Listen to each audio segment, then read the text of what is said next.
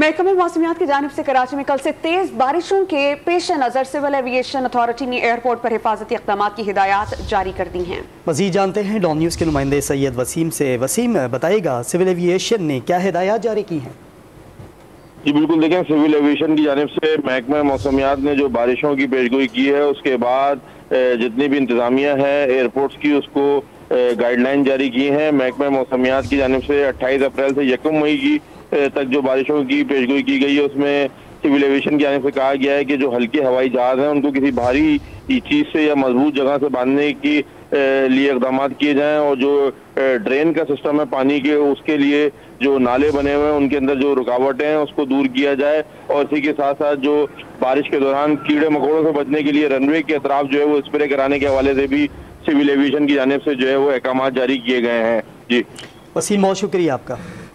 वसीम हमें बता रहे थे महकमे मौसमियात की जानिब से कराची में कल से तेज़ बारिशों के पेश नज़र सिविल एविएशन ने एयरपोर्ट पर हिफाजती इक़दाम की हिदायत जारी कर दी हैं।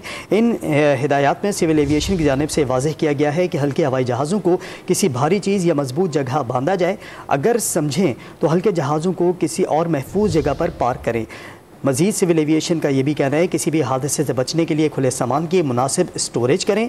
सिविल एविएशन ने मज़ीद कहा कि बारिश के दौरान कीड़े मकोड़ों से बचने के लिए रनवे के तरफ स्प्रे करें।